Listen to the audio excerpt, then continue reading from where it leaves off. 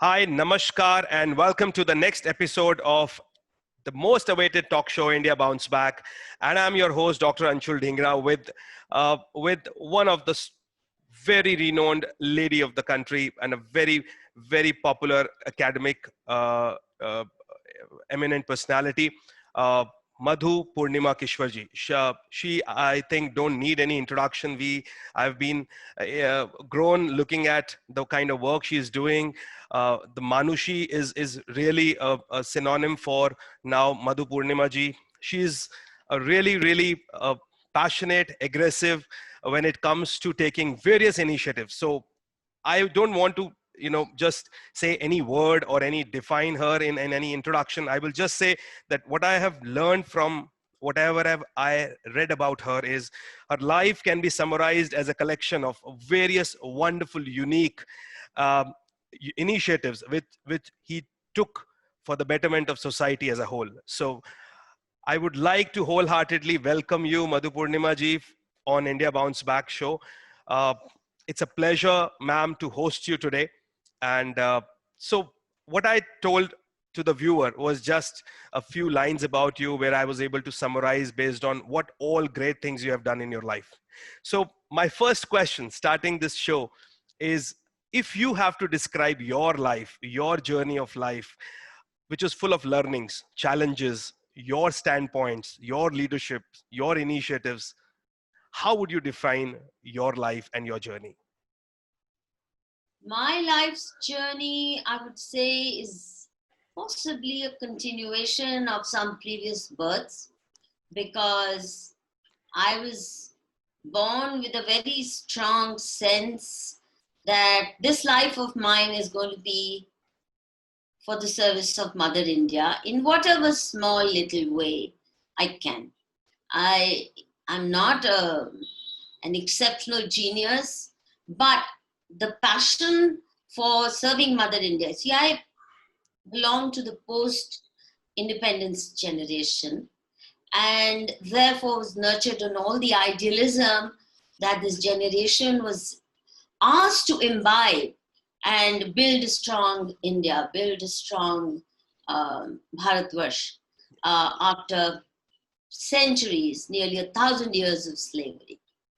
So I imbibed that spirit very strong, and it's quite likely that in my previous birth, I was in the front among the freedom fighters of that era. And before that, I'm pretty sure in the 19th century reform movements, I was closely involved with somebody like Lala Dev Raj in Punjab, who led the entire movement for women's education in a very patriotic manner, and movement for social reform. So I think it's that journey, it's not just this life's journey. I'm convinced that my birth and rebirth cycles is connected to the passionate desire to see and witness for myself, if not in this life, then in some other birth and rebirth, in India, a Bharatvarsh that I can be proud of, a Bharatvarsh that reclaims its lost glory. So that's how I would sum up my. Now, it just so happens that I'm a person with small resources, limited skills and talent.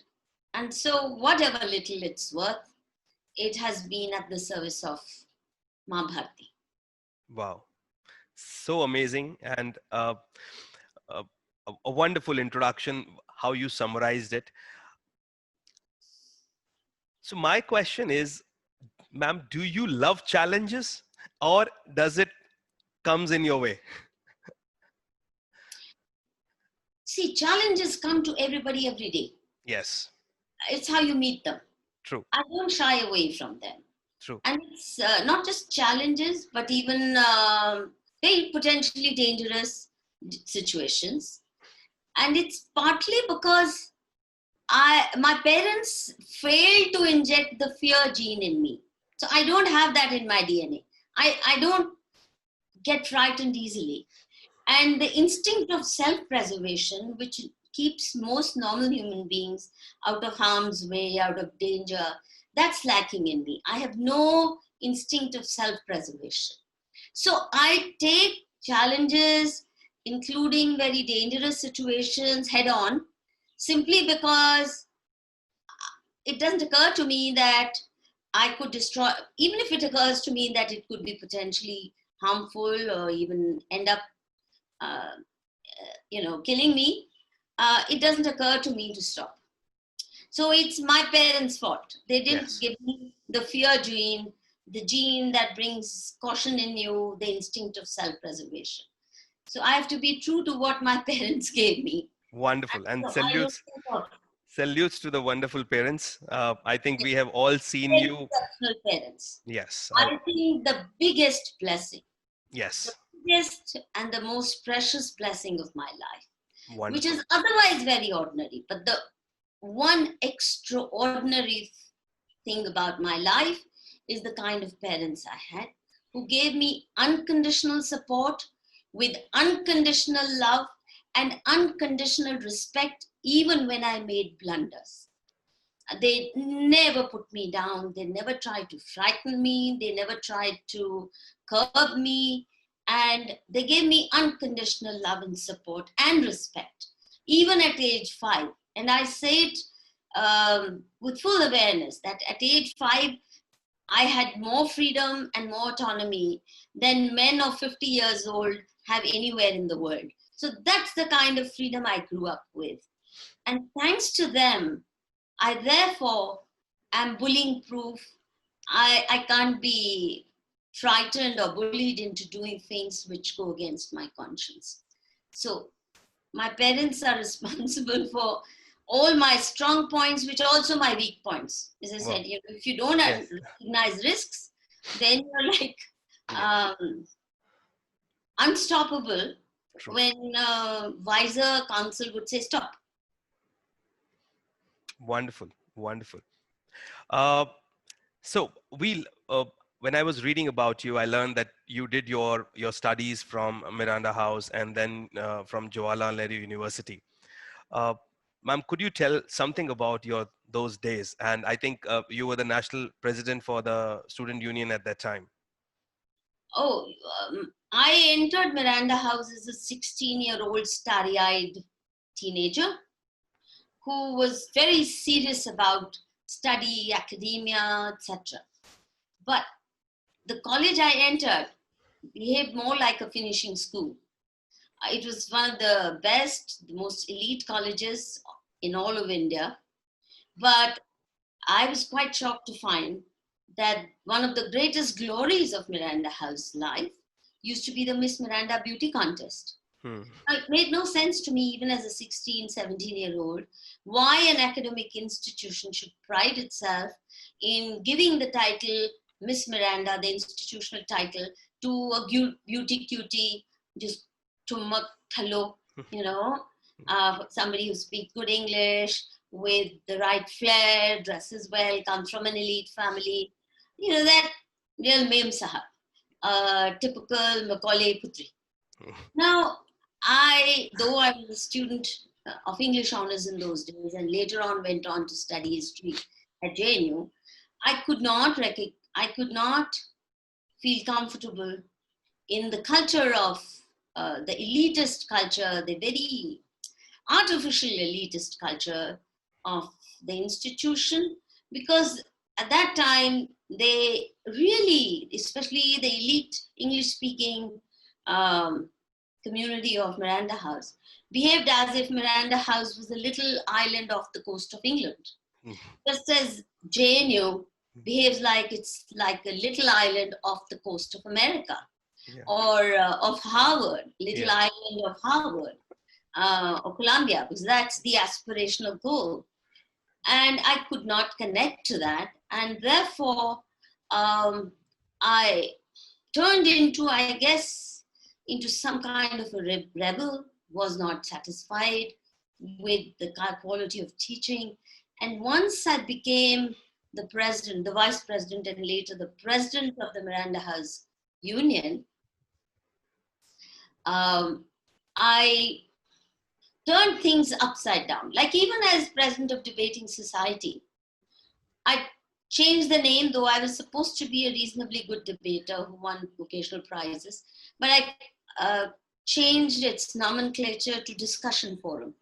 I couldn't make sense of this for versus against. You have to be for the motion, even if you have to or against, and vice versa. Exactly what happens in our parliament. Ya to aap for ho ya against ho. This for versus against, even as a 17-year-old, I found very constricting to my thought process. So I changed it when I became president. I changed it to debate discussion forum. No for and against. We will discuss issues on merit. Similarly, when I became president of Miranda House, I led a long-drawn campaign to abolish the Miss Miranda beauty contest and won it, the referendum, because the elite, English-speaking elite, weren't willing to give up. So that easily, because that was a symbol of their social status, supremacy. They represented the spirit of Miranda House. Yes. They weren't willing to give up.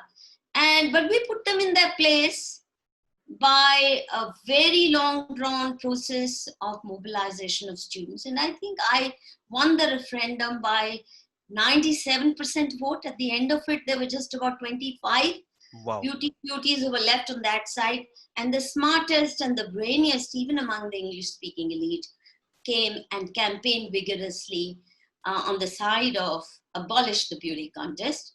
And the title should go, that was my argument, should go to the best all-rounder, if at all. But I'm not much into competition and, this competitive urge to be better than anybody else. So now, I think Miranda House is one of the few women's colleges which does not still hold the beauty contest, while all the Bhenji colleges, which were at that time seen as Bhenjis, now they have, True. taken on the beauty cutie contest very seriously. So what do you do? They want to be in the league now. Yeah, it's sad. It's rather sad that women's aspirations move too easily in the direction of all those things that make them into Barbie dolls, into frivolous creatures, into narcissistic creatures, and easy to manipulate. True. And then, of course, even as a student union president, other things that the Miranda House Union got to be renowned for was that we took up the issues of our workers, the class 4 employees, the class 3 employees, their working hours, their living conditions, their absence of job security for many, and absence of proper housing facilities for those who were into essential services and were expected to be available virtually round the clock or had a 18-hour long shift through the day. So some of these issues at that time, students or unions, the male-led students union were into burning buses and breaking windows, and, all that vandalism with frivolous demands like Mufat ka bus fare, students should have free passes, students have this free, that free. I was never into that kind of politics. And we demanded and got student representation in governing body, in academic council of the university. So those were the kind of things that I fought for and in large measure succeeded in getting. Wonderful. So after all that, you started working as a professor? As a lecturer first. As a lecturer first. Professor later in life. Yeah. How was your journey into that academic frame where you became a teacher or a professor, rather, I will say? See, because I was a disgruntled student, therefore I could never be on my side. I was always on the side of my students. So, for example, I would not insist on compulsory attendance. I would take attendance. I would tell students, anybody who wants to leave the class after attendance, do so. If you sit here, don't sit here only because you want attendance. And luckily for me, very few students ever left. Only once in a while, I think to tease me, one day a whole class left. I said, oh, wow, interesting. But by and large, they didn't. So, in that sense, and if I saw students bored or yawning, I went for a health checkup to see what's wrong with me, if I'm not able to hold that attention, instead of blaming them for it. But our courses are dull, stupid. And even as a teacher, I was very, very unhappy with what we are doing to young minds. Firstly, they come damaged. 12 years of schooling damages the brains of young people, about 70% damage already done.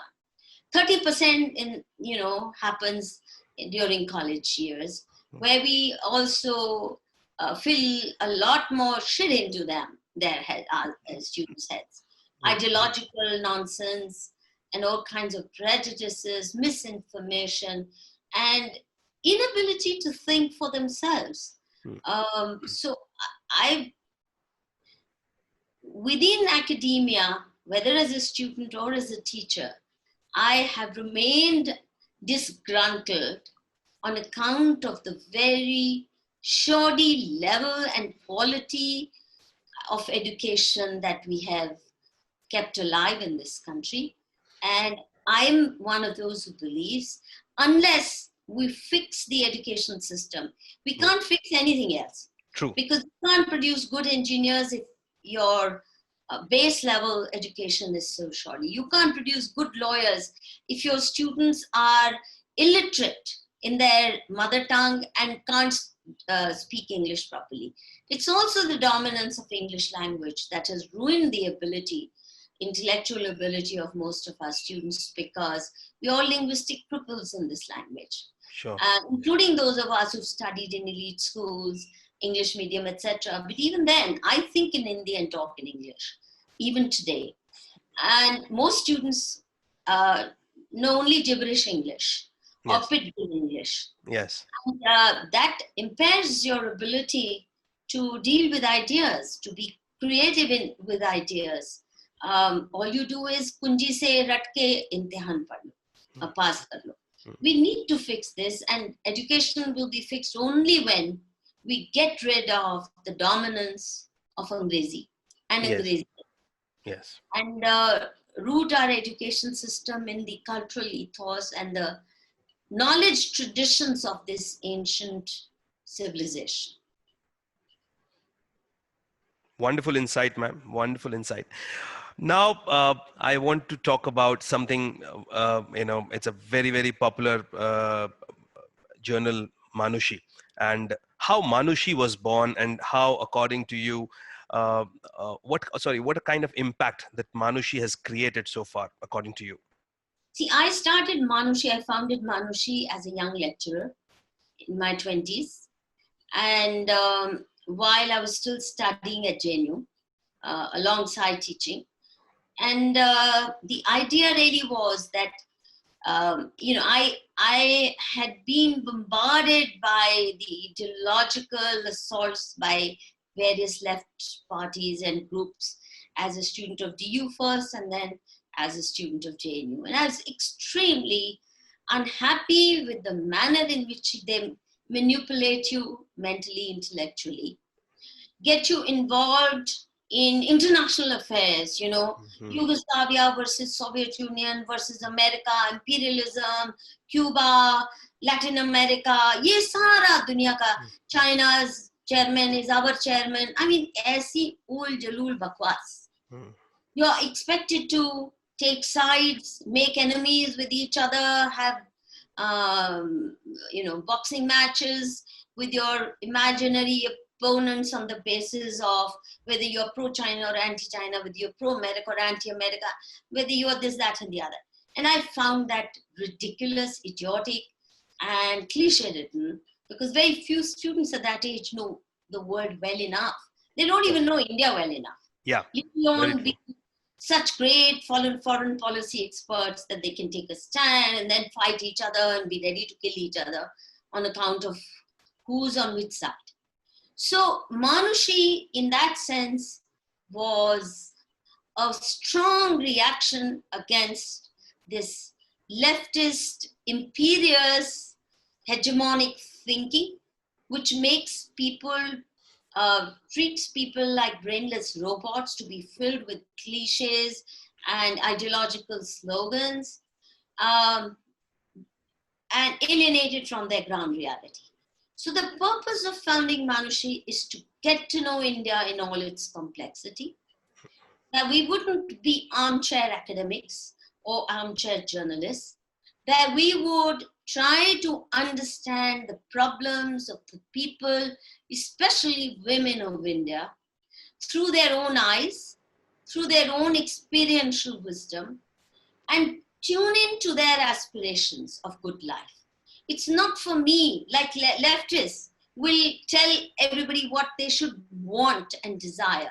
The working class should, as per leftist jargon and ideology, be ready for class war, be ready to kill those they identify as their class enemies, which the left identifies as class enemies. Whereas most workers and most poor people anywhere in the world would rather rise up the economic ladder. They'd rather be middle class. They would rather be Tata Birla. They don't want to remain workers at war with everybody else. Yeah. Class war and class annihilation is not the agenda of the poor. They want to move out of poverty trap and they want to rise high in life. So in that sense, the left forces them to adopt certain posturing, and which is why it's very ephemeral, which is why left politics has collapsed. The world over communism has collapsed, even in Soviet Union, and Europe, of course, never adopted it. It only took some benevolent parts of it and made it democratic socialism, little, doses of it. But China rejected it long ago, though they keep the authoritarian, totalitarian part of it. Certainly nothing else of it. And communist politics has created more bloodshed, larger genocides than any other ideology in the world. Perhaps Islamist conquests, they match in brutality and destructiveness. The two, and therefore, it's not a coincidence, it suddenly occurs to me, that commies and Islamists are hand in glove, especially in India, but even globally now, because they're both murderous and unregretfully murderous. They can't be shamed about their genocidal track record. So Manushi was in that sense a reaction to this mindless, robotic thinking that the left imposes in the name of progressive ideals, in the name of social justice.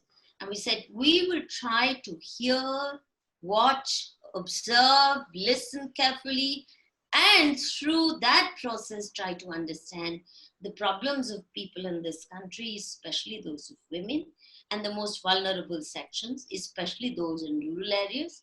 And what is it that they need to do? What is their idea of good life and their idea of solving their problems, instead of we giving an agenda or a program of action, which is what feminists and Marxists and commies are all used to doing.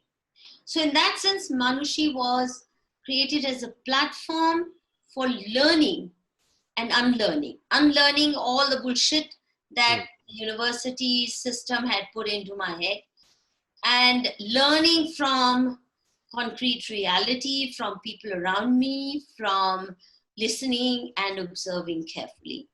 And that's why it's dogma free. And the one sentence of Mahatma Gandhi that I hold very dear to my life, which is, I have a horror of all isms, especially those that attach themselves to proper names, which is why I'm not even a Gandhian. I take whatever doses of inspiration I need to take from Mahatma Gandhi and don't accept him lock, stock and barrel. And I'm certainly not a Gandhian. Yes. Gandhiism is not my cup of tea. Yes. Wonderful insight. Thank you so much for this. Now, my next question to you, ma'am.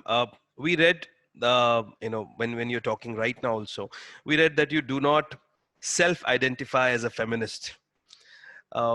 Why is that so? And how all that great initiatives or daring initiatives you took, be it through Manushi, be it through other ways. Could you please throw some light on this aspect?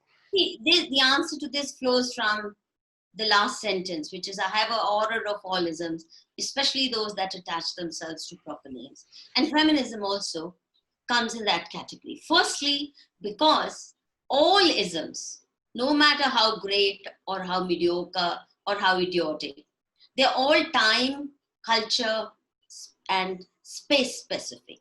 They are products of certain historical conditions in certain time frames, in certain cultural contexts. Yes. So feminism is a mid-19th, early 20th century ideology born out of the experience of women in Europe and North America, the Anglo-Saxon world, the Christian world, and it's their fight for rights in a world where, even as per Christian theology, a woman is a spare rib, created from the spare rib of Adam.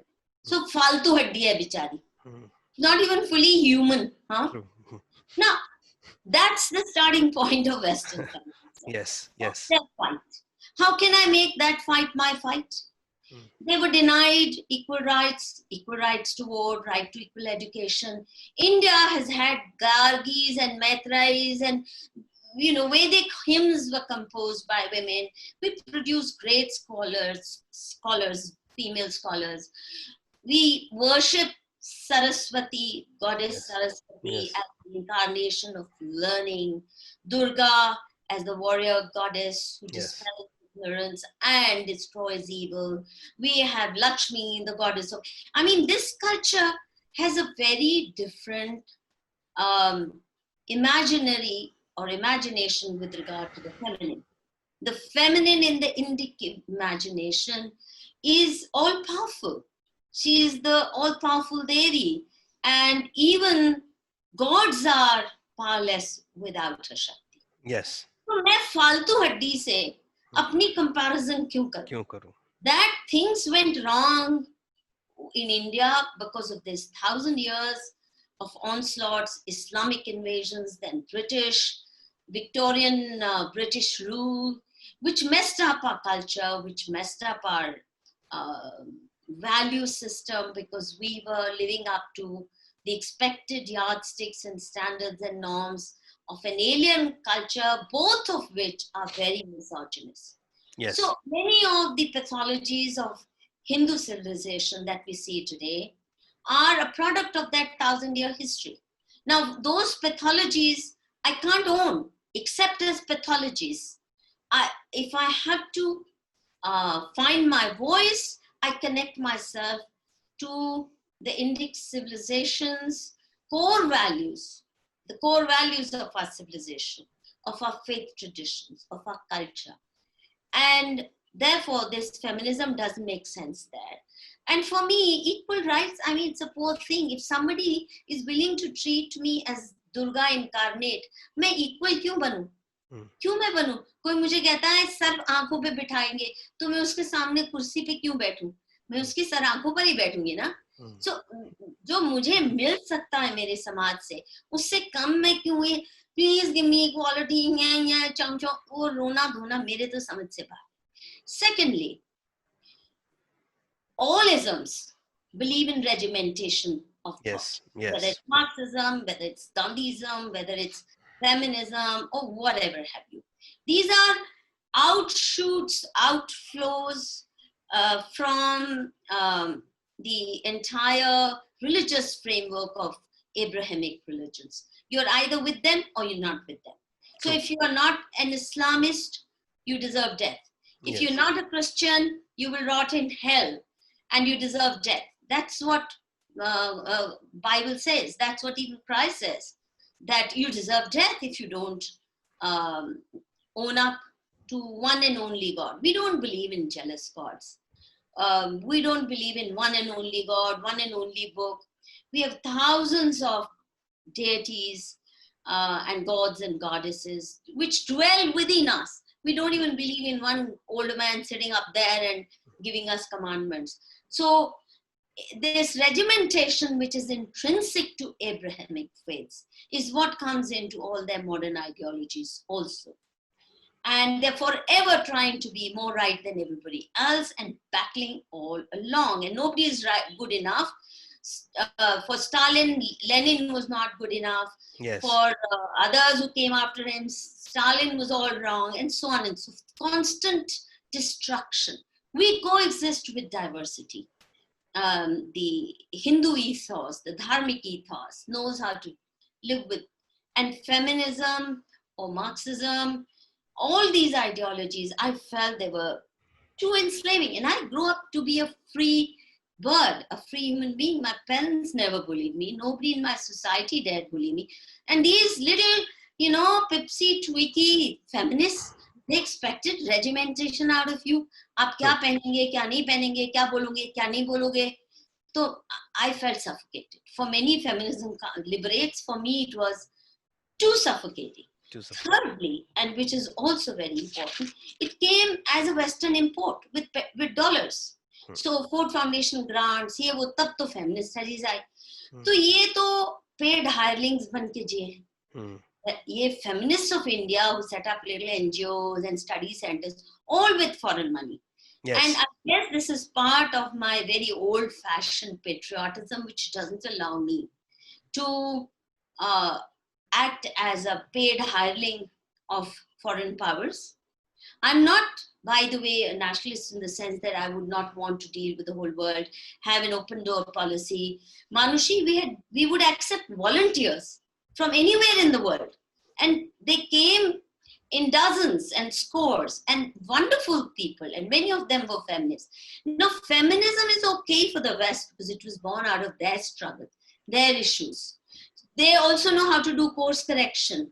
But when it gets imported here, it comes as dogma. And it comes made to order. And it comes as part of a package which is India bashing, which is Hindu bashing. Yes. And they're paid to do that. And people who take money to bash their own people, to bash their own motherland, to demonize their own people, are the lowliest forms of the lowliest species of humanity I can think of. So I guess my estrangement from feminism came from seeing that they made it a lucrative career option to become Hindu bashers, India bashers. And that too, Columbia University में जाके गाली देना हमारे मर्दों को, हिंदुत्व को, फ्लांग को, ढिमका को. I mean, क्या बहादुरी है, यहाँ के लड़ो ना मैदान में. I found that very ugly and revolting, and you do it to earn money. So I used to tell them that the way you go spitting on India, tomorrow if somebody gave you $5,000 for every time you spat on your father or mother's face, you would gladly do it because you think it's the smartest thing on earth to do. Because if you can so easily, for me, I recognize all the problems we face, but यहाँ का गुंडा भी मेरा है, उसको सुधारना मेरा काम है. उसको मैं किसी अमेरिकन के हाथ से नहीं सुधारवाऊंगी. वो मेरा ही है, भाई है, भतीजा है, 2 झापड़ भी मारूंगी, कुछ भी करूंगी उसको. छोड़ूंगी नहीं. I'm not going to let them be at peace till they... Very true, very true. But they are my own. And if I don't have this sense of ownership with them, I don't own them, I have no right to criticize them. तुम्हारे अपने हैं ही नहीं तो तुम होते कौन हो? So this imperious version, the way British came and tried to civilize us, the civilizing mission, Mark II, 21st century civilizing mission or late 20th century civilizing mission has come through these feminist NGOs and all these human rights NGOs. Agenda उनका, जूते यहाँ मारने हैं. बिल्कुल.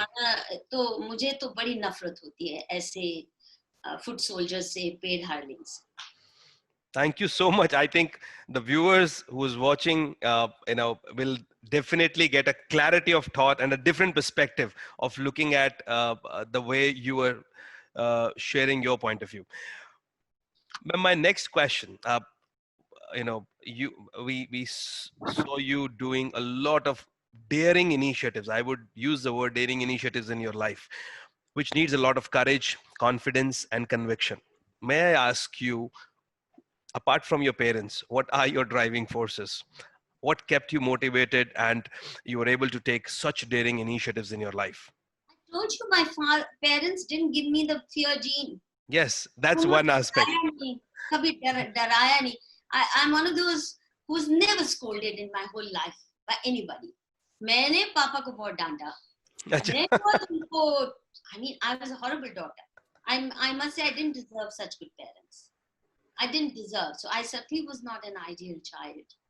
I gave them with my wild ways. Wild meaning you're exploring. You see, I didn't find any stable guru, let's say. Any person who could. And my parents were very good, decent people, but you know, the world I found myself in, the world of Marxists, commies, Maoists, feminists, all these hostile forces, I had to find my own way. There was nobody to help me around. Okay, so in that sense, I was very restless while I was finding my way, and therefore experimentation of all kinds. You know, it couldn't have been easy for my parents to, but they did it so gracefully. Never complained. And I used to tell my parents, मेरी का भी ऐसे बेटी होती जैसी मैं आपके लिए हूँ, मैं तो गला घोट देती उसका. They were so good. They were so. 7 जन्म आगे मेरे parents का ऋण मुझे चुकाना है. इस जन्म में नहीं चुकाया मैंने. इस जन्म में I was too busy being daughter of Mother India, so I forgot that I had to be a good daughter of my own parents also. So this is something I'll carry over in my next and my many births to come. Now, daring comes. See, for me to live fearfully would be an effort. To do what I think is the right thing to do, I cannot but live any other way. It's like speaking my mind freely is effortless. If I had to watch my words and be politically correct and look over my shoulder to see, am I going to annoy this one or that, that would suffocate me to death. So it's the compulsion of my being. And the rest is that the second part is that because I did not experience abuse, oppression, put down, I cannot tolerate other people being abused or put down. So mere samne, even as a young teenager, if I saw somebody getting beaten on the road, even if the person was holding a knife, I'd just run instinctively, hold the man by the collar and say, how dare you? Bas pitna band karo. I didn't know what the fight was. Or if I saw a policeman beating somebody, I would just instinctively go grab his collar also and say, you dare touch him. And so many times, like my whole engagement with street vendors came out of just witnessing what street vendors, how brutally they were being treated, beaten, their goods taken away, all the raids. Similarly with rickshaw pullers, spontaneous response, or with the nut community, saw them getting beaten, and I got, and many of these engagements lasted 20, 25 years till I made sure policy and law was changed for them, till I made sure that even the Supreme Court understood what these issues are. Till then, they were giving Sultani Farmans, which had nothing to do with the ground reality, and they were treating them like vermin. At least they had to change their vocabulary and recognize that these are legitimate livelihood earners, and their right to livelihood has to be recognized as a constitutional right. So, 25 saal ki ladai aise hi hui ki saw somebody being abused and I got involved. Or when riots took place, 1984 riots. Now, my spontaneous reaction was to go out, try to save the local Gurdwara, which was being burnt by Congress goons. Stood there. Of course, we couldn't stop. Yes. Then from there to relief work, to doing whatever, being part of not just relief, but rejoining separated families, and then wrote those reports, then took the matter to court. You know what I mean? Yes. Everything has come out of spontaneous response to a situation in front of me.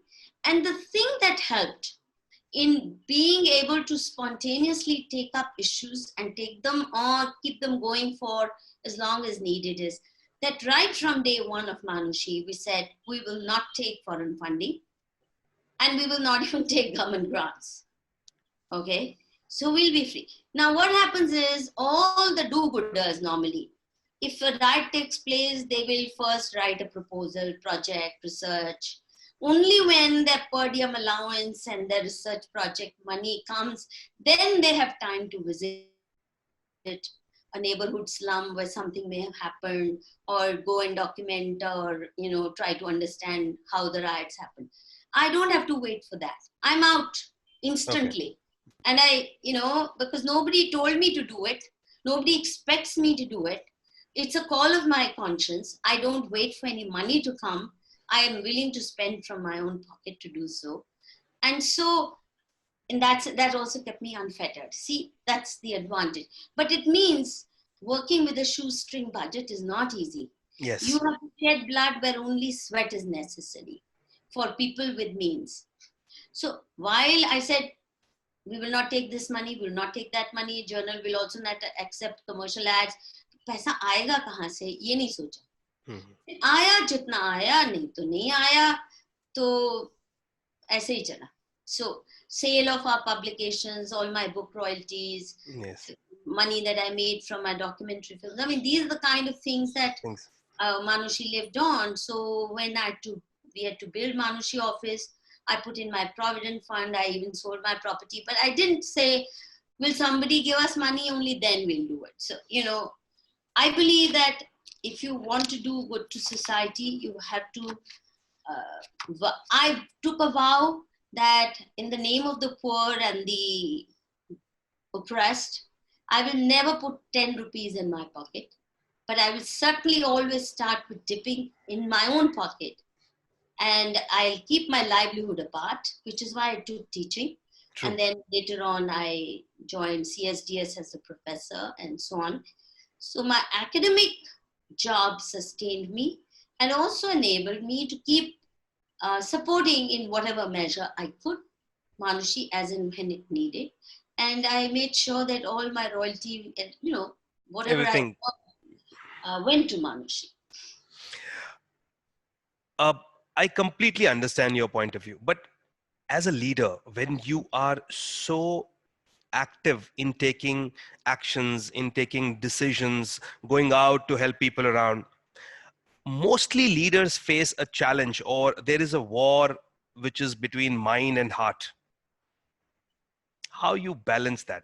Because there is always, I think, whether you take a fearless, you have a fearless attitude, you go out, you take actions, but sometimes there is a war. Like, for example, consistency for doing certain things for 20 years is not an easy task. 40 years now. 40 years now. So hats off, first of all, to all what you have done, ma'am. But how you keep the balance between the mind and heart game? See, all my strong points are also my weak points. My heart and mind cannot be at war. What my mind doesn't approve, my heart cannot like. And what my heart loves, my mind has to approve. Has to approve. Has to approve. Or else, I will convince my heart to change, or my mind has to be persuaded. True. So that is one of the reasons why you will rarely find a gap between my saying and doing. Again, that gap, either I'll change what I say or I'll change what I do, but the two must not be in conflict with each other. Sure, and that's sure. another reason I can live a very transparent life. Yes. Because if you, that's another reason, for example, even my love is not unconditional, except for my parents. My love is not unconditional for anybody. The closest. If the closest person, as I said, my parents exceptional.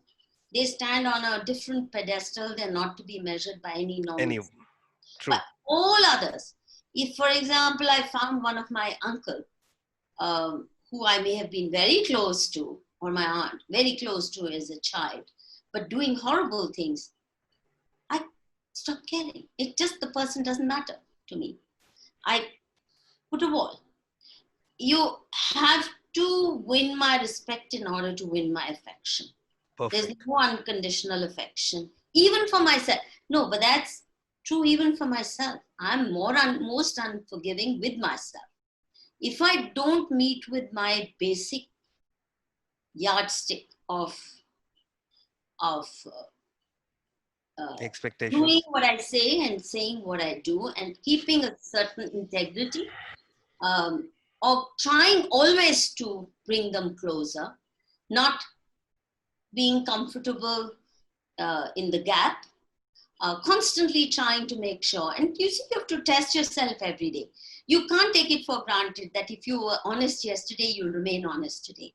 Yes. Every day you have to give yourself a fresh test and ask yourself, did I come out of that test unscathed?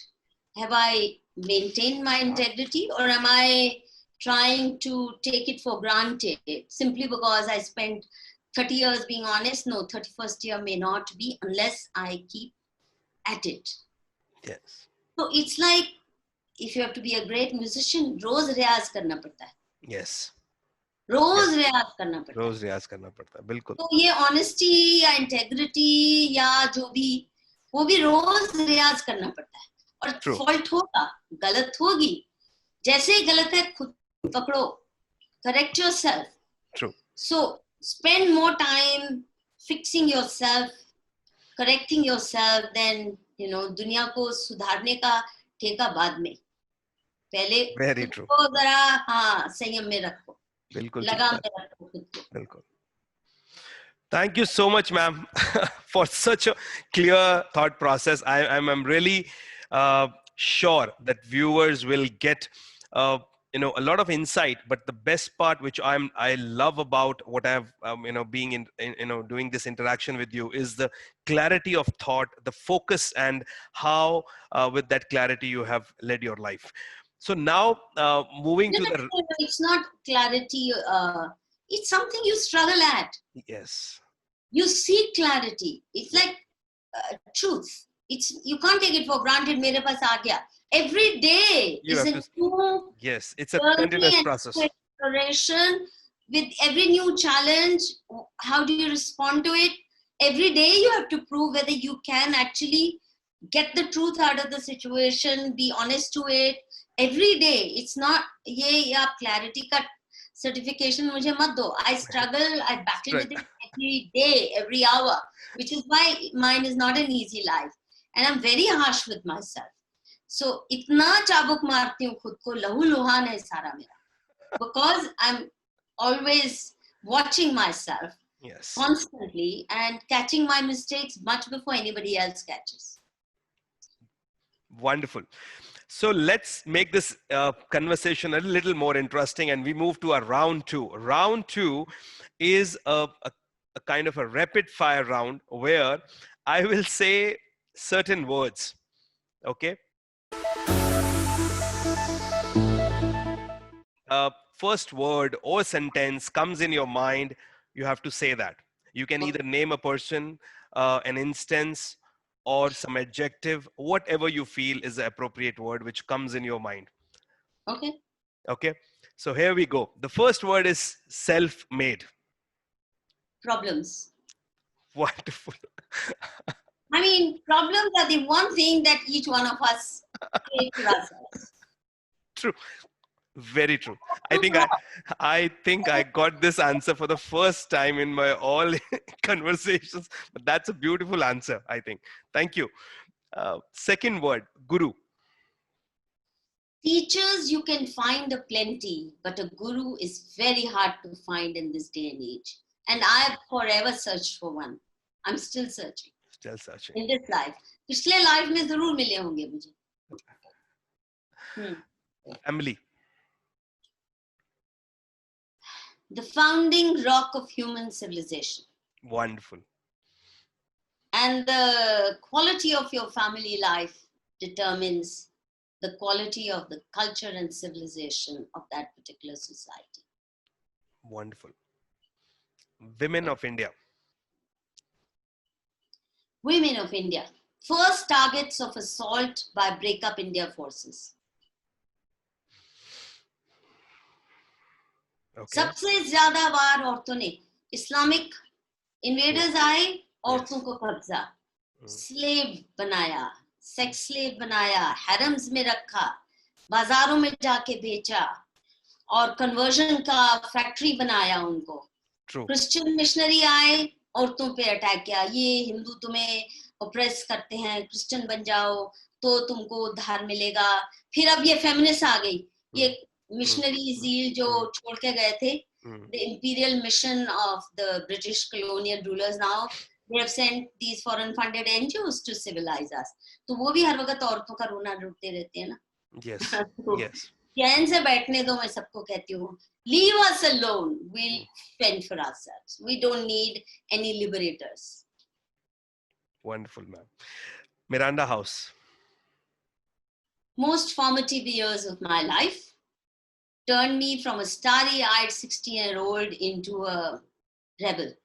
Into a rebel. Very formative years. I'm very fond of that institution still. Wonderful. But, as I said, turned me into a rebel. So JNU.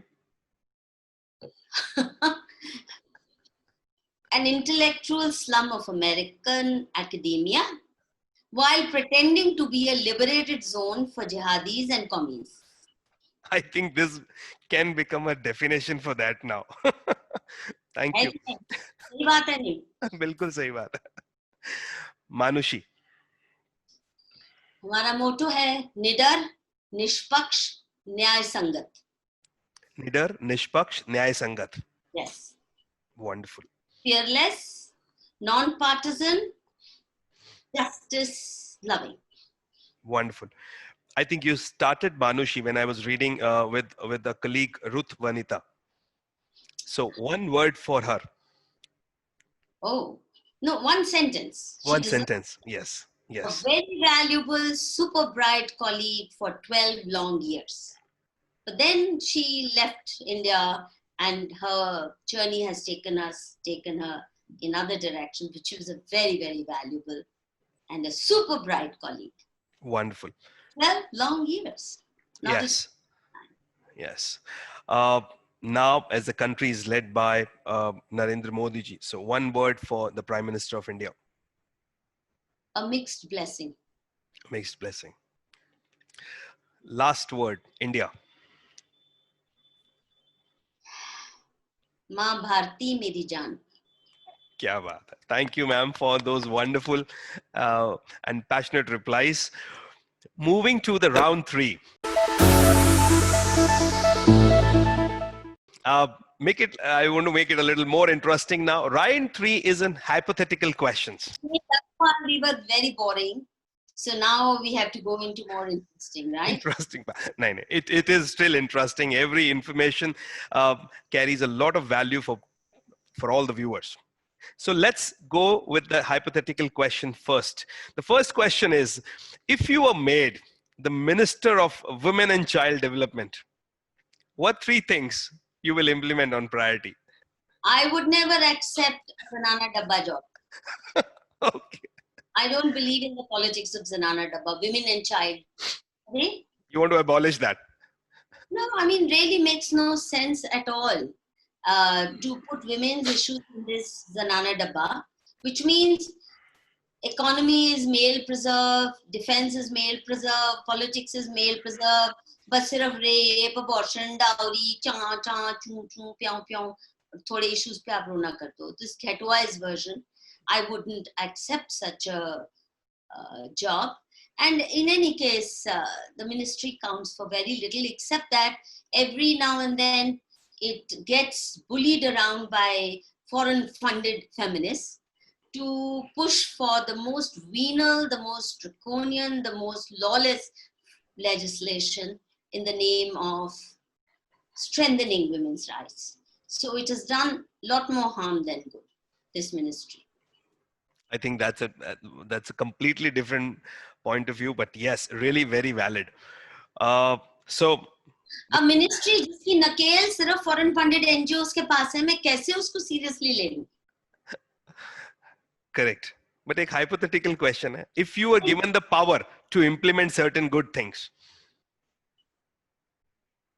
meaning for women, or to create a law which, or the kind of fights, the initiatives you want to take, things that need to be done. yes, firstly, you can't do good for women if you complete society. Women are not living on a separate planet. Yes. For example, you can't have security for women if men are getting butchered morning, evening, and night. Yes. So this business of women safety, women security, police औरतों का क्यों नहीं करती? अरे मर्द safe हैं क्या? सही बात है. नहीं है, तो फिर आप कैसे किसी दुनिया अलग प्लैनेट में रहेंगे? तो वो पुलिस जो मर्दों को सेफ नहीं रख पा रही, तुम्हें कैसे रख लेगी? तो ये झल्लापन मेरे जहन से बाहर का, ये जनाना डब्बा अप्रोच, ये वेस्टर्न फेमिनिस्ट ने यहाँ पे थोपी है और वहां चल सकती है, यहाँ ना चलाएं तो अच्छा. Which doesn't mean that women's issues don't deserve special attention provided. For example, if you want to do good for women, rural women, you have to first ensure the health of the farm sector. Yes. Only when farmers earn a good income, then can you say, but women must be in control of the economy, that women's land rights must be respected. If the farm sector is so jeopardized that people are abandoning agriculture, यहाँ दिल्ली में आके rickshaw चला रहे हैं किसानों के बेटे, तो फिर आप क्या ये कहेंगे औरतों की रिक्शा चलाने दो, हाँ यही कहेंगे ना, या इक्वालिटी तो यही कहेगी. So that kind of idiocy is not for me. First, the health of, so I would say best quality school and higher education rooted in Indian culture, without which not the Macaulayite education that we are still stuck with. If you do that for all, then girls will automatically, and especially if it's rooted in our culture, many of the distortions in the education system will get fixed. World-class healthcare with Ayurveda as the founding rock. And I say Ayurveda because I do believe it is the future of health globally. Yes. Because not only because it's safe, it strengthens your body's own resolve and ability to fight disease, but it's a lifestyle. It doesn't allow you, you know, जैसे ज़्यादा खाया बदहजमी, ये दवाई खा लो, अगर ये damage किया है तो ये दवाई खा लो. वो किडनी को ठीक करते करते लिवर डैमेज कर देते हैं, लिवर को डैमेज करते करते आपका हार्ट फेल हो जाता है. ये जो वेस्टर्न फार्मास्यूटिकल इंडस्ट्री का जो रैकेट है, where कुत्ते बिल्लियों माइस पे दवाइयां करके, each one of them produces more adverse reactions than good. And Ayurveda, when practiced by real scholars of this discipline with responsibility, also requires taking responsibility for your health. Your lifestyle has to change. You have to become more respectful of your body. So I would say that it would be my second priority. And then far-reaching reforms in governance, including policing. ये तो पूरा overhaul करना. You know, one of your questions was, if you had to throw one law into the garbage, which one? अरे मैं तो पूरी judiciary और सारे police को garbage में फेंक. ये rehaul करना पड़ेगा. हमारी bureaucratic machinery को rehaul करना पड़ेगा. It's still very colonial. It won't do. And primary focus on the health of the farm sector. On that prosperity, we should build the prosperity of the urban economy, which is how it used to be. तो हमारे एक traditional saying है ना, खेती उत्तम, व्यापार मध्यम, चाकरी निकृष्ट, निखिद, सबसे घटिया चीज है ना. We've turned it around. अब सारे किसानों के बच्चे भी नौकरी चाहिए, चाहे चपरासी की मिल जाए, पर सरकारी नौकरी चाहिए. the health of the farm sector, a very prosperous farm sector that produces the real surplus. एक बीज से 1000 बीज बनाता है किसान. He's the real producer. Yes. On that will depend the prosperity, or should depend, as it was the case, of the urban sector. We've done the other way around.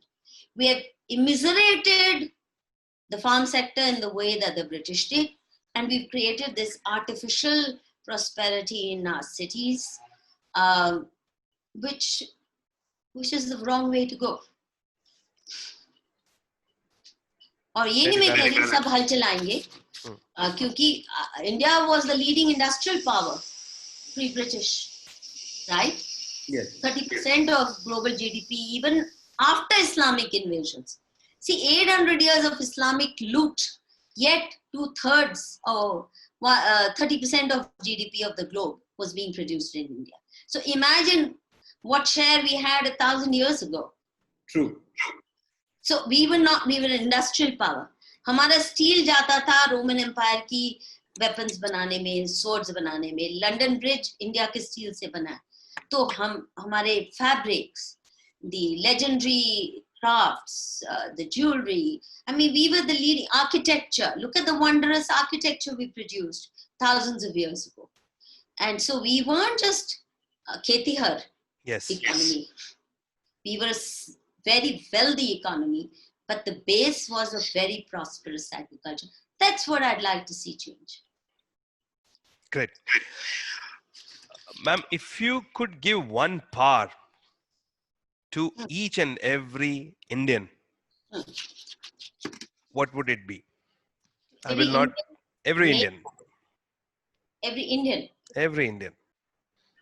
Not particularly women, because if when we talk about women, no, for women, I would say connect and recognize the Durga within. Yes. And then you can't be oppressed. No one can be oppressed against their will without their cooperation. So get rid of victimhood mentality. हर वक्त equality मॉन्गलिंग थप्पड़ मारने को मन करता है. जो भी आपके पास हर वक्त रोता आएगा. If you do not cooperate in your oppression, and that's what Gandhi also taught. Satyagraha. And Gandhi said he learned it from his mother and from Mirabai. The art of civil resistance.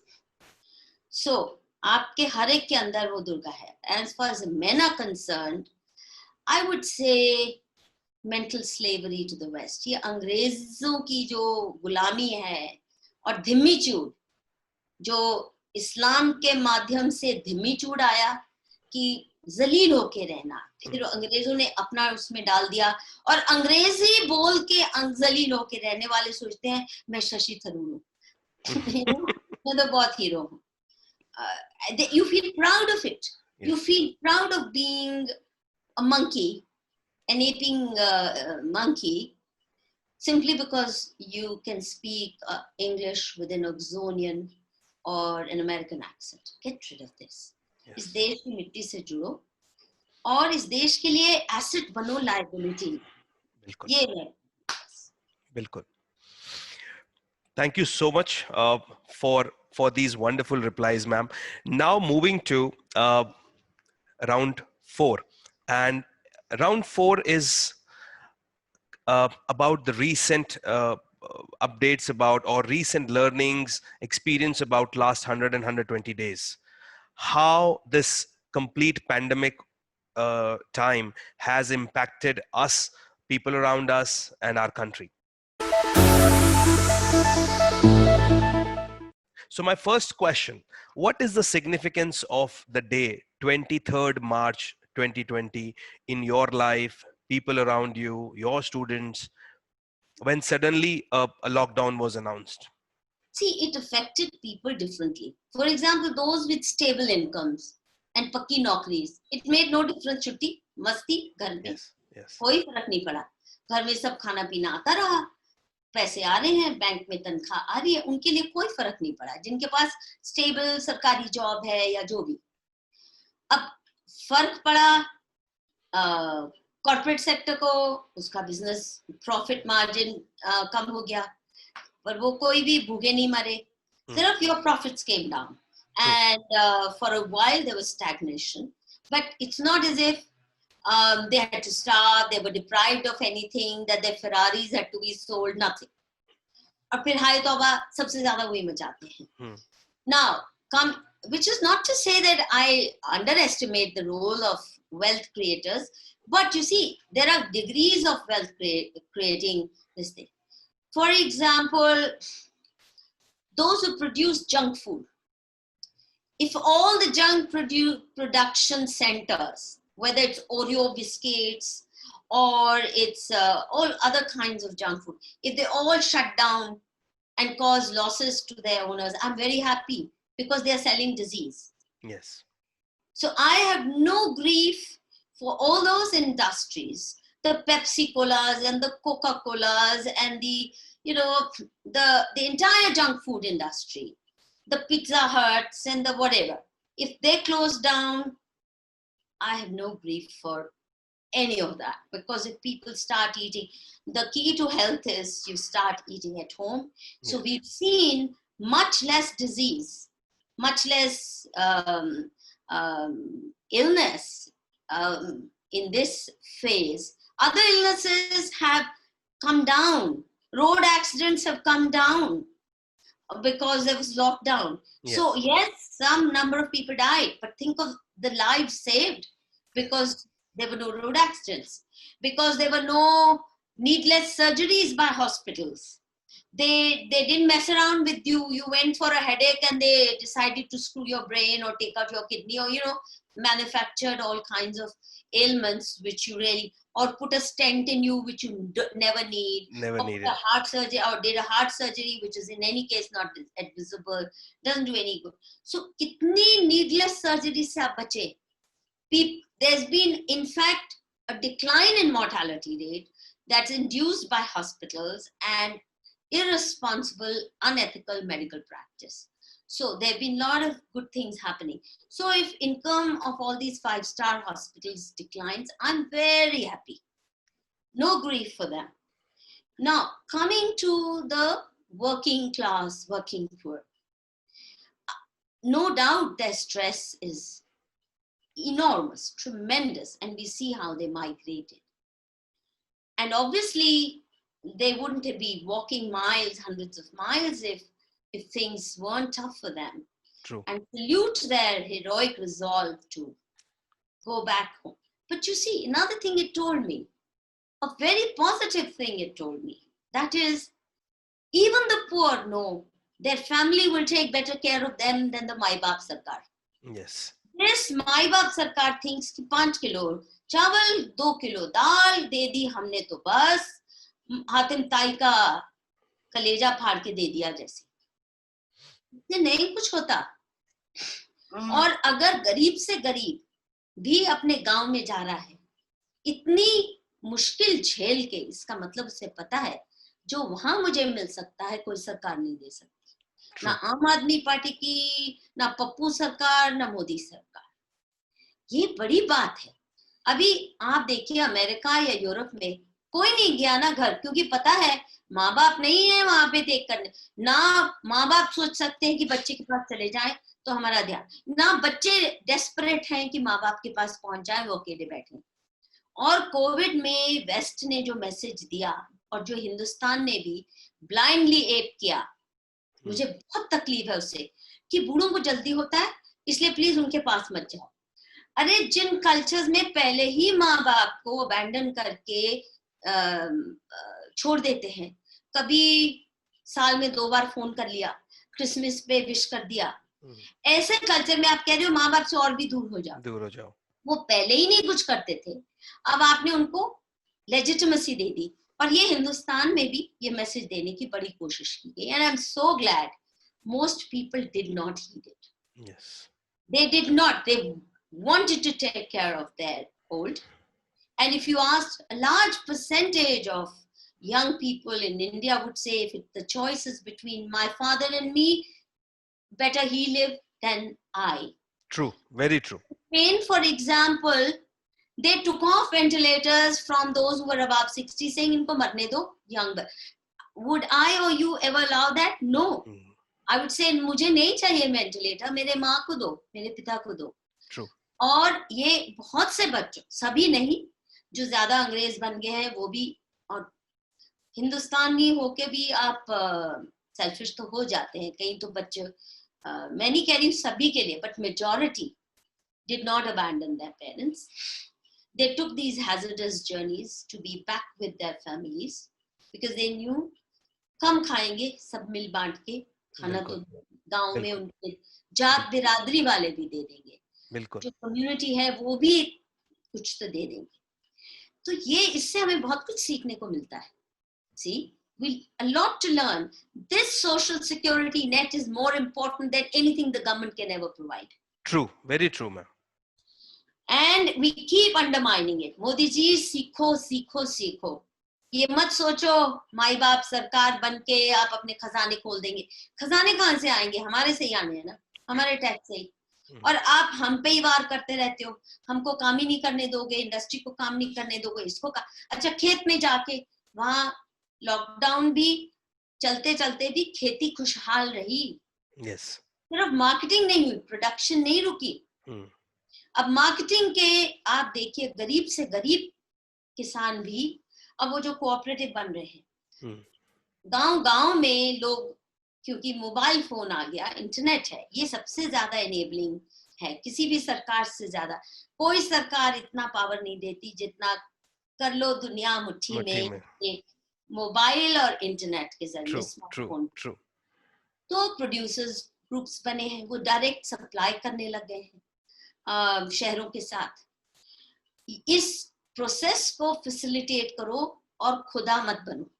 सरकार को सीखना चाहिए, आप खुदा मत बनो. Let people fend for themselves, don't turn them into beggars, and don't keep announcing freebies. Allow them to earn their dignified livelihoods through their own endeavors, and they will give you. आपको सरकारी खजाने में वही देते हैं, वो देंगे आपको. आप 5 किलो देते हो, गरीब से गरीब किसान मोदी जी आपको 20 किलो दे देगा हर महीने राइस. आप काम तो करने दो उनको सेफ फर्टिलाइजर दीजिए, सेफ पेस्टिसाइड्स दीजिए. और this is the time to turn around and take to organic agriculture. You'll be world leader there. True. Because you'll get better prices, people have better health. Yes, a lot of doctors will go out of job, so be it, very good. And this is the time.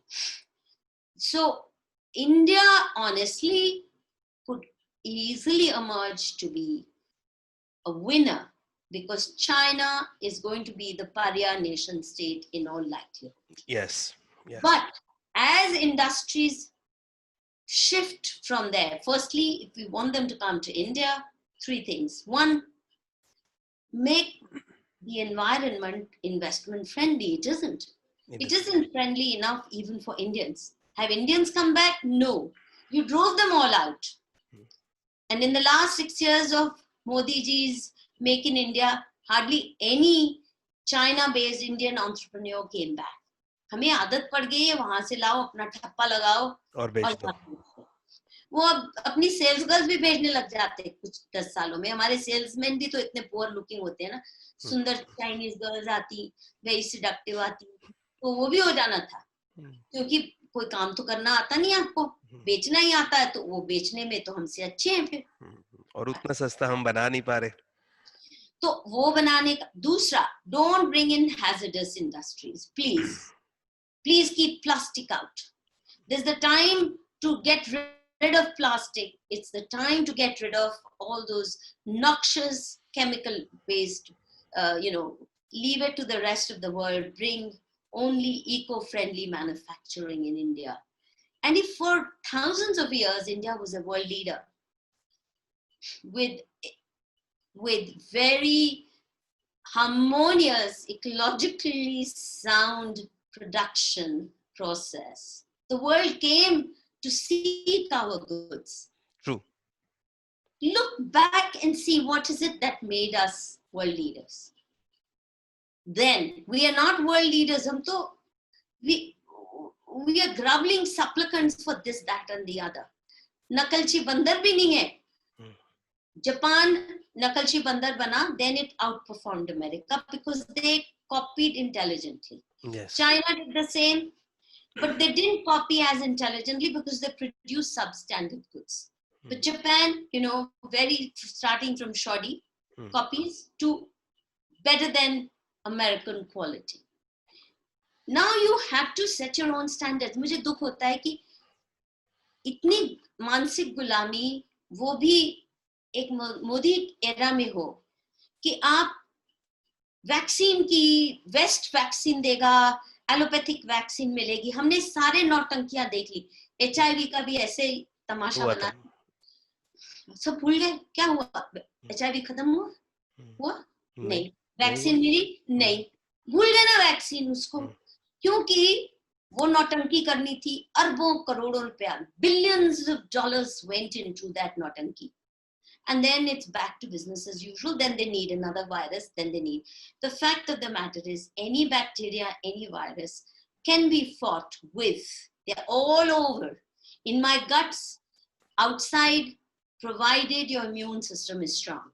Yes. And only Ayurveda and Yoga have the way to give you a strong immune system, a healthy body, and a healthy mind. And you're not allowing Ayurvedic formulations to be patented, to be tried and tested. Baba Ramdev announced that he has found something. The fact is that his contribution to the revival of the Ayurveda is unparalleled. True. His contribution to shifting the agricultural base from grains and high volume, low value crops to high value, high value, low volume cash crops such as herbs, medicinal herbs, is phenomenal. You don't let him. He's done so much good, and he's using millennia old, tried and tested remedies for strengthening your immune system. True. And they're saying American pharmaceuticals के साथ हम trials करेंगे, then we will allow these Ayurvedic formulation. वो चोरी करके ले जाएंगे, फिर उसकी वैक्सीन का नौटंकी करेंगे. That's not the way to go. Why should we meet their standards? Firstly, their drugs have to be tested in a particular way because they produce hideous side reactions, hideous contrary reactions which can be fatal. Most Ayurvedic remedies have no adverse reactions because they are plant-based. The only concern is the lead and the metal डाल देते हैं, थोड़ा contamination. बस उसका ध्यान रखो. और trials human beings पे कर रहे हैं. अगर हम कुत्ते बिल्लियों पे, हम चूहों पे क्यों करें? Why should we follow those protocols? Why torture animals? When, for example, this All India Institute of Ayurveda, they were not giving them right to treat coronavirus patients. They were wanting to. Then I did a video with them in April, and by June, and we addressed the Prime Minister saying, please, ये क्या तुम आयुर्वेद को permission लेनी पड़े भारत सरकार से कि हमें ट्रीट करने दो, शर्म आनी चाहिए. तो उन्होंने जून में परमिशन दे दी. Excellent results. जितने भी पेशेंट आए, एक भी mortality नहीं है. They've treated and they're allowed to go. And Indians who have survived have done so because घर का खाना, freshly cooked food. Then you add it with it fresh spices, ground spices. Our kitchens are mini Vaidyashalas. If we stick to our grandmother recipes, which is what I'm doing right now, whatever Ayush ministry is now promoting is what मेरी माँ के, मेरे नानी के, मेरे दादा के, मेरे पापा के, सारे. True, very true. So, getting back to that old system back. Because it is based on years, millennia of experiential. Yes, very tried true. and tested. And therefore, please stay rooted in this. We are safe only because of that. भाप करो, गागल करो, और ये काढ़े P low, और सफाई रखो. हाथ की हमारे घर में से खाया जाता था जो पहले तो ट्रेडिशनली भी आपके घर कोई आता था, उसके हाथ पांव धुलवाते थे बाहर, फिर वो अंदर जूते बाहर रखते थे. वो वही करो, हम तो वही कर रहे हैं.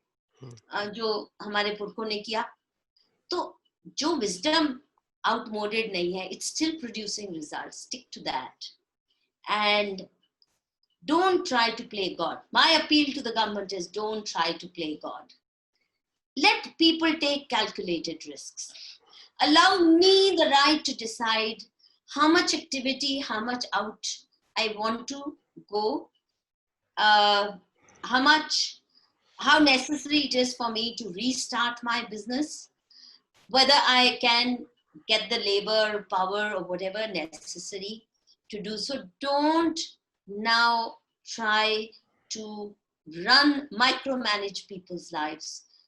You can't micromanage the lives of, Modi ji is very fond of saying, 130 crore लोगों की मैं represent करता हूँ.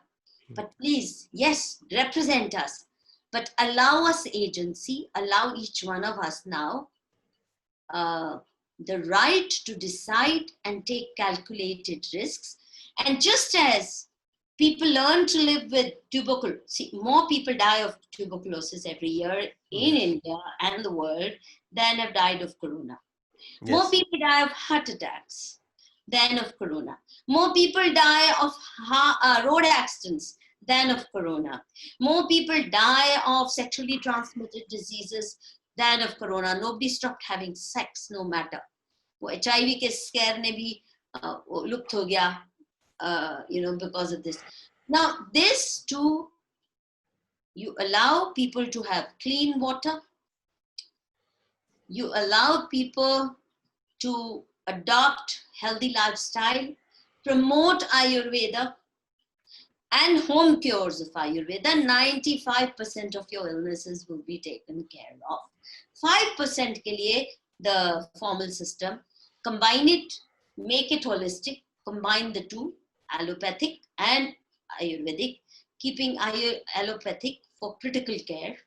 Okay. For certain areas which Ayurveda may not, and they know their limit. Each one should recognize the limits. Don't create silos between them.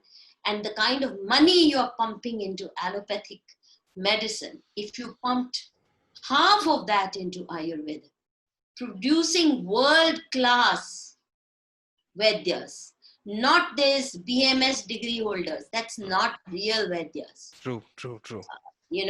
Let's get on. They should be serious scholars of Sanskrit. They should be rooted in that literature and yet be able to carry out diagnostic tests their way as well as allopathic way.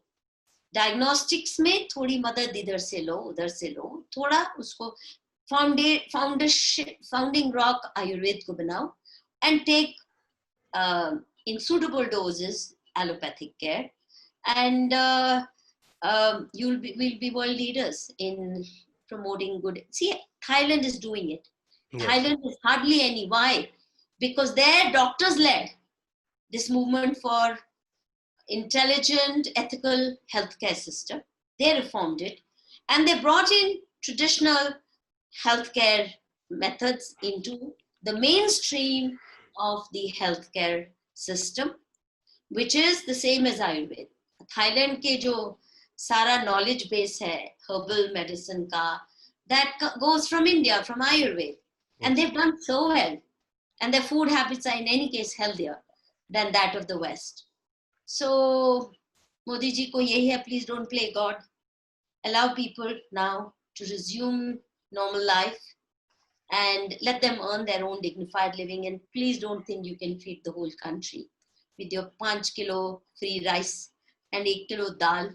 उनके बच्चों को शिक्षा भी चाहिए, उनके बच्चों को चप्पल भी चाहिए, जूते भी चाहिए, कपड़े भी चाहिए, सबको नहीं दे सकते.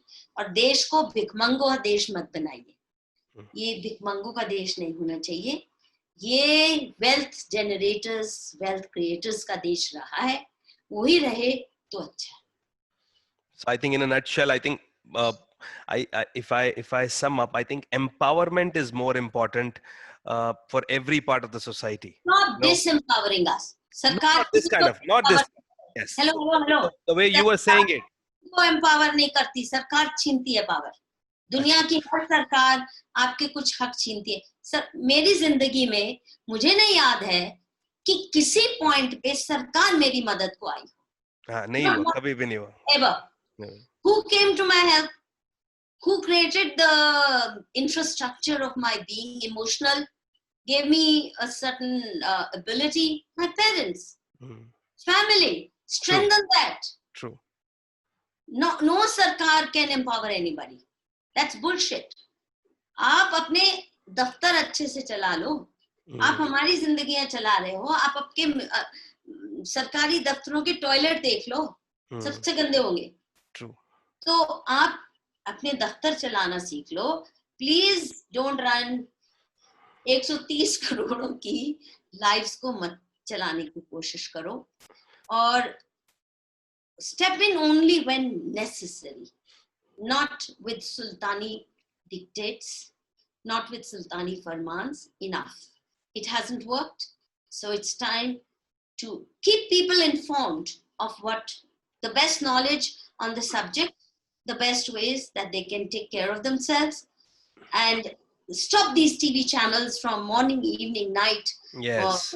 कोरोना मीटर चल रहा है, अरे तो हार्ट अटैक मीटर भी बता दो, शराब से डेथ्स जितनी होती है वो भी बता दो, लिवर डैमेज से जो डेथ्स होती है वो भी बता दो, एलोपैथिक के अब्यूज से या उसके साइड इफेक्ट से millions of people die every year because of wrong medication, because of infections caught from hospitals, which are intolerable, because of abuse of antibiotics, which destroy your immune system. Now, give me that meter. And that's far more frightening than corona. Yes. So that's my message. Let's take charge of our own health and our own lives. Let's not allow government to run it for us. My health is my responsibility. Yes. सरकार की नहीं है, मोदी जी की भी नहीं है, किसी की नहीं है. Just don't come in the way. True. That's the right response, like you're known for. Okay, ma'am, one more question. There are many people who Listeners must be bored. It's so long now. Yeah, but I was really engrossed in this conversation. So the question is, like, we all believe you. When in our conversation also, I just realized that we all believe that there is a power. We all believe in God. And there are, while interviewing various people, most of them, they said that on 23rd March, a reset button was pressed by the Mother Nature, which has a lot of meaning, lot of understanding, lot of indications. How far do you agree with this statement? And like whatever you have said, like हमने घर खाना शुरू कर दिया, हम fast food से, junk food से दूर हुए, एक्सीडेंट्स कम हुए, ये सब एक बहुत अच्छे और पॉजिटिव इंडिकेशंस है. नदियां साफ हो गई, वातावरण कितना साफ हो गया, हवा साफ हो गई, ये सब जो हुआ. So how much do you agree with the statement that really an indicating button was pressed on 23rd March by the God? Mostly, as Hindus, we don't believe in God. Yes. हमारी Christians और Islamists की है, वो ऊपर बैठा है, वो button press करता है, ऐसा नहीं है. Okay. We believe Mother Nature, divine power, yes, which dwells in every being, animate and inanimate. ये हम मानते हैं. और वो डिवाइन पावर हर जीवित और नॉन जीवित, जिसको कहते हैं, पहाड़ में भी है, तभी हम उसकी भी पूजा करते हैं. और हर इंसान में वो डिवाइन पावर है. आप उससे कनेक्ट करना चाहते हो या नहीं करना चाहते हो. Mother nature, yes. और वो सही बात है. It's a warning. It's a very serious warning. And we've seen the benefits of lockdown. Yes. I mean, a lot of people talk about the negatives of lockdown. I think we should be tuned into the benefits of lockdown. People have had time to spend with their families, which they forgot all about. Work from home is becoming the new normal, which is a very healthy thing. For millennia, home work was one unit, not so separated. You're going hundreds of miles every day, commuting back and forth, Delhi se Gurgaon, nahi to Noida se kahan, and commute mein sari jaan nikalti hai, all that. Now people are learning the advantages of working from home, which is very pleasurable way to be, time management wise, this, that, and the other. And also clean air. Now, I mean, actually you saw stars in the sky after my childhood years. Yes. सितारे ही नहीं देखते थे. हाँ जी, बिल्कुल ठीक है. चिड़िया वापस आ गई. Birds started waking you up in the morning. They had all vanished. Thanks to the lockdown, we saw the rivers getting cleaned. And the moral of the story is, again, for the government to learn, your massive waste called Ganga cleaning mission, ye wo mission, all you have to do is stop pouring filth in the rivers. Yes. You can't clean Ganga. And the arrogance of the government to think that they can clean Ganga. Ma Ganga is purity, sacred. Yes. Waters are sacred. You first pour shit into them, then you first spend billions of rupees, crores of rupees, thousands of crores for making these drains fall, deposit all the waste, industrial waste, and your toilet waste, your shit into the sacred rivers. Then you spend many more billions in cleaning with chemicals. Now, how can shit-loaded, chemical-cleansed water be called Ganga water? I keep telling Modi, if you say that you really are the worst Macaulay Putra ever born. And I don't expect it of somebody from the Sangh Parivar to peddle this kind of appalling nonsense to me, that can ever be Ganga. You can't clean Ganga. The only thing you can do, and you better do, is to stop fouling up Ma Ganga. Yes. That's the lesson. Within no time, these rivers had rejuvenated, just 2 months. And mind you, we haven't yet stopped pouring shit into these rivers. Yes. Only industrial waste. Yes. So just about half waste was withdrawn. The rest still keeps going. And yet they rejuvenated. तो आप ये अहंकार मत पालिए कि आप वो cleaning plant लगा के माँ गंगा हमको रिस्टोर कर सकते हैं. नहीं, that's an insult to this culture, to this civilization, to माँ गंगा. और आप गंगा पुत्र बनने की कोशिश करते हैं, बट आपको वाकई उस माँ से ना संस्कार मिले ना प्यार है. अगर आप आज भी उसमें सुएज डालने हैं, फिर उसके बाद क्लीन कर रहे हैं, वो नहीं चलेगा.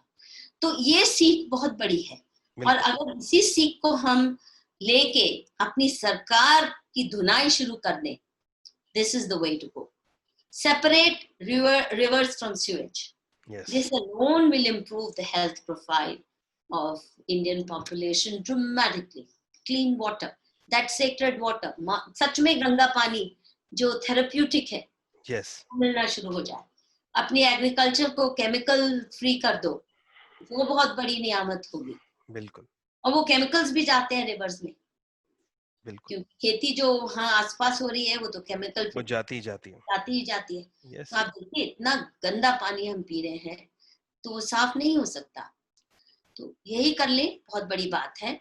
और अपना यही है, less nuisance value. Government should have least nuisance value, not just vis-a-vis human beings and citizens, but even vis-a-vis environment. Yes. Don't mess up. You don't need to do much. आपको पेड़ उगाने की जरूरत नहीं, उनको काटो मत, बस. उनके लिए फलने फूलने का एनवायरनमेंट छोड़ दो, अपने आप उगते हैं पेड़. तो आपसे पूछ के थोड़े ना. कौन सा फॉरेस्ट डिपार्टमेंट था इस देश में 500 साल पहले जो इतने लहर लहाते फॉरेस्ट हुआ करते थे? ट्रू.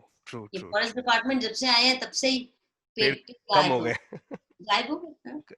डिफॉरेस्टेशन हो गई. चलिए. Perfect. Ma'am, are you confident that India will bounce back? See, my gut feeling is if the government doesn't mess up unnecessarily, if government and our leaders stop playing God.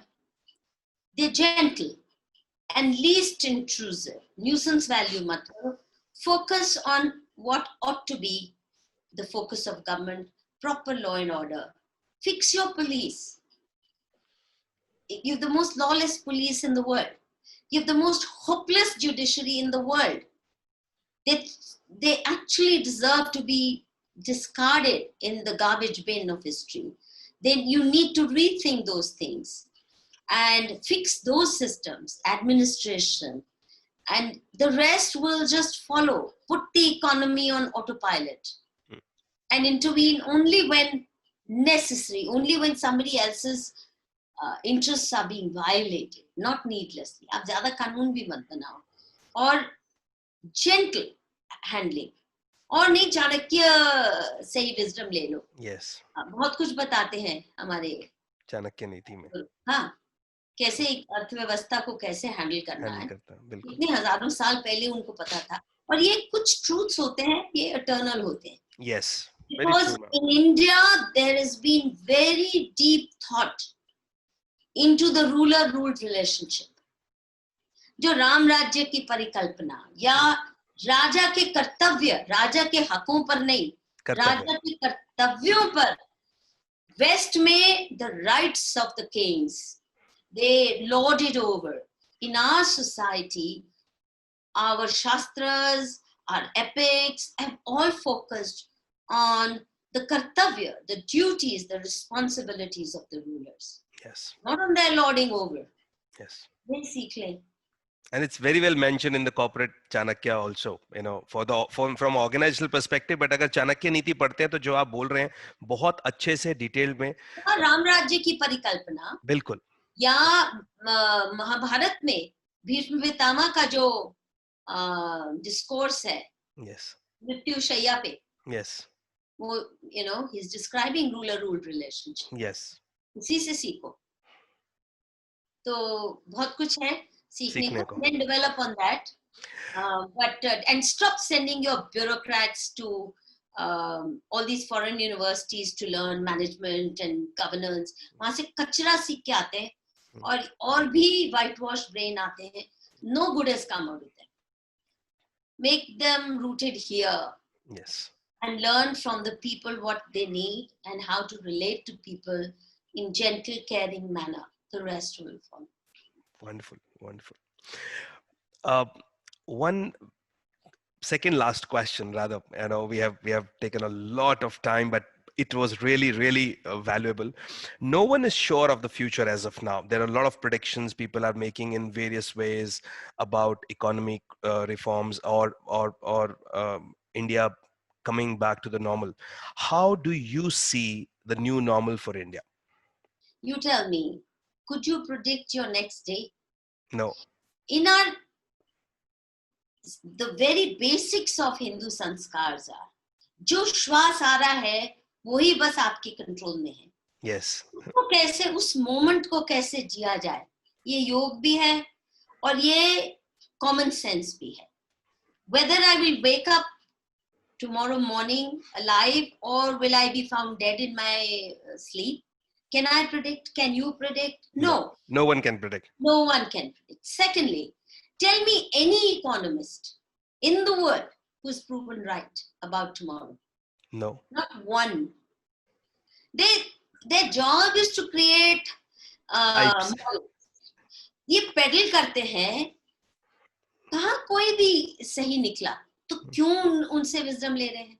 तभी मैं कह रही हूँ, you see, our economies ran well. India was prosperous so long as the ruler understood his limitation and his responsibilities, which is, let me not create a nuisance for others. Let people feel free to express their economic enterprise and their other forms of creativity in whatever way. And it was one of the most creative, one of the most aesthetic civilizations ever known to history. Look at the literary. Has anywhere in the world anybody produced the equivalent of a Mahabharata? Or the insights of our Vedas? No. No. Or the greatness of a Kalidas? हमने produce किया नहीं. एक नालंदा का equivalent निकाल पाए नहीं, है ना. अंग्रेजों ने यूनिवर्सिटीज बनाई थी क्लर्क प्रोड्यूस करने को. हमारी यूनिवर्सिटी तो प्यून बना रही है, क्लर्क, एफिशिएंट क्लर्क्स भी नहीं. So the point I'm trying to make is make sensible decisions for today with a sense that if tomorrow comes, how will it link? But don't be paranoid about tomorrow. You may not even live to enjoy the wealth you've already created. Make good use of that wealth. Lakshmi के साथ सरस्वती का वास होने दो. ये सरस्वती की पूजा, bereft of worship of Saraswati, which is wisdom, which is good sanskars, that is what is making. So live your today right. And the tomorrow then will be built on how well you live today. Yes. If there is a tomorrow. Nobody, even Ambani, does he know Mukesh Ambani, whether he's going to wake up tomorrow? Can he say it for certain? No. So why should I bother about the fate of his business empire when he doesn't know whether he's going to wake up, or I don't know whether I will wake up tomorrow. When 2 hours from now, I'll still be talking, or I may slip in the bathroom and have a brain hemorrhage and be off. So be ready to quit. जितने श्वास आपके लिखे हैं, वो कोई छीन नहीं सकता. Yes. जब आपका समय पूरा हो गया, see, this is how we refer to death. समय पूरा हो गया. जब आपकी biological clock की ticking का समय पूरा हो गया, so you have to be ready to quit gracefully whenever called upon. It's not in your hand. Yes. So what's not in your hand, as I said, just as no political leader should try to play God with the lives of 130 crore Indians, similarly, let's not try to play God with our own lives.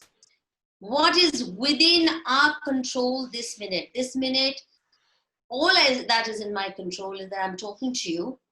How do I fully engage myself with your questions and answer them to the best of my ability? That's all in my hands right now.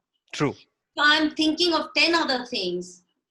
Then even this moment and this conversation will be meaningless. Yes. Either I shouldn't engage in this conversation, or since I'm engaging in it, give it full. I'm not worried about kal jiyungi, nahi jiyungi. Could be my last conversation. So be it. Live in the present.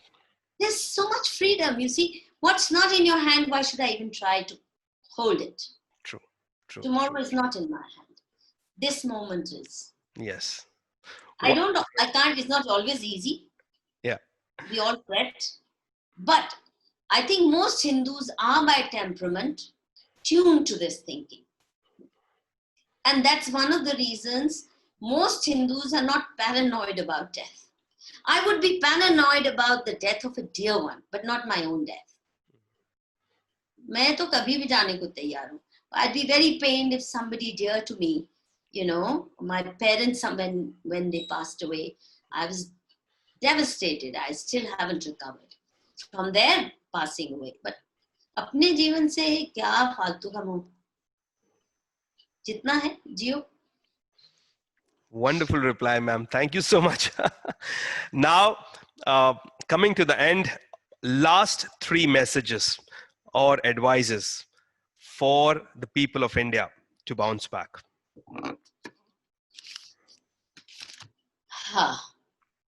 To bounce back? Or for the future. Like, I completely understand that, yes, we need to live in the present moment. We need to enjoy that, what we are doing. First, we need to be... Don't be paranoid. Don't be paranoid. Great. Live wisely, live mindfully, which is what our teachings are all about, which is what Gita is all about, which is what yoga is all about. Yoga is not just about doing these contorted asanas. Yoga is about living mindfully. And you have to remind yourself every minute to live mindfully. Not that I do it all the time. No. For me, it's a battle every day to tell myself to live mindfully. And if you do that, और इस धरती पे बोझ बन के मत रहो, धरती माँ का बोझ हल्का करो, धरती माँ का एसेट बनो, बोझ मत बनो. ये मेरा बहुत अहम मेरे मैसेज है अपने लिए भी, which means bring down your consumption. And I think one of the best things that has happened during Corona is people understood how much needless shopping, buying, eating they used to do. True, very true. People live happily with so much less. You know, all those people with dozens of cars standing outside, even in my neighborhood, एक घर की 4-4 गाड़ियां खड़ी है ना, मुझे बड़ा खुशी होती है. हर साल नया मॉडल खरीदना है, कर लो. कोरोना ने सबका भट्ठा बिठा दिया.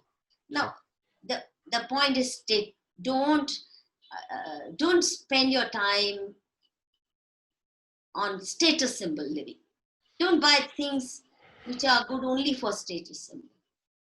Enhance your life with meaning, and life should have more meaning than consumption. I mean, Corona has taught us that. It's actually richer.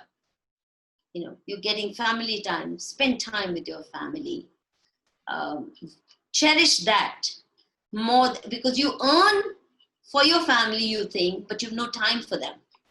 एक तो मुझे बड़ी खुशी है, हाँ, पार्टिंग खत्म हो गई. You know, it really bugs me. All these young couples, and now even not so young couples, who will leave their children with nannies and ayahs and low-paid domestic staff and be partying all night, come home drunk, come home sozzled, come home drugged. What kind of life? What kind of parents are you? I'm so glad that partying will be at least curbed down. I hope so.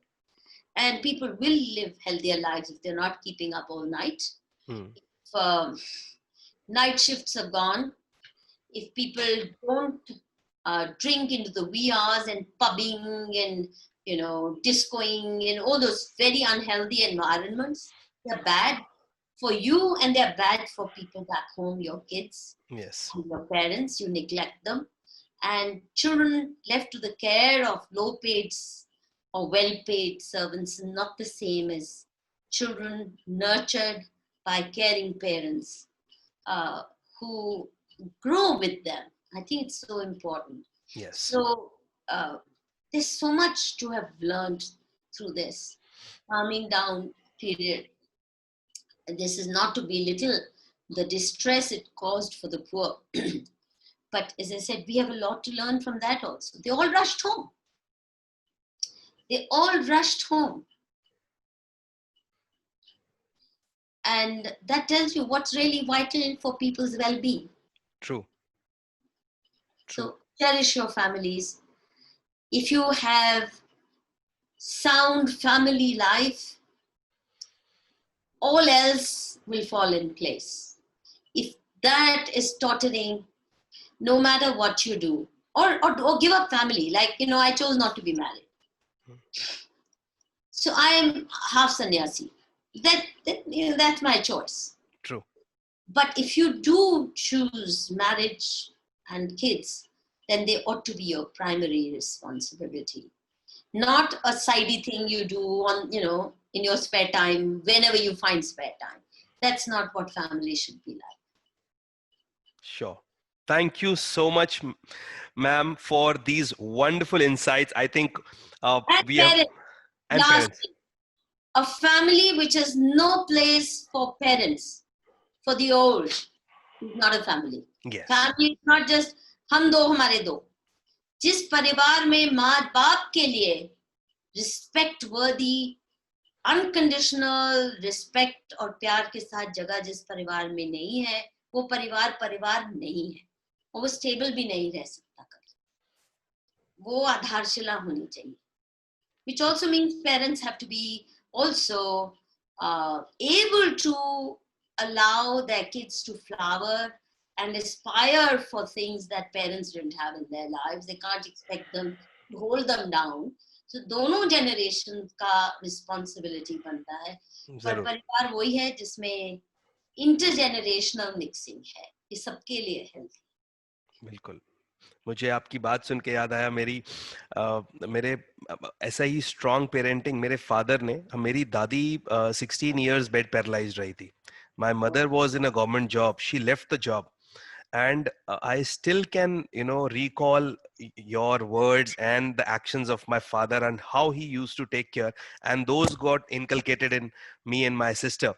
I think वो 16 साल वो bed पे उनका रहना और पूरा परिवार उनके लिए अलाइन रहना, और उनको आखिरी, और मेरे पिताजी का सिर्फ एक कहना था जो I think was the best saying I think I can remember, कि ना ये कभी नहीं होना चाहिए, ये कल इनकी डेथ हो सकती है, परसों कभी भी हो सकता है, बट मन में कभी भी अगर पूरे परिवार में किसी ने ऐसा बोला कि शायद ये कर लेते तो ऐसा हो जाता, ये मैं नहीं सुनूंगा.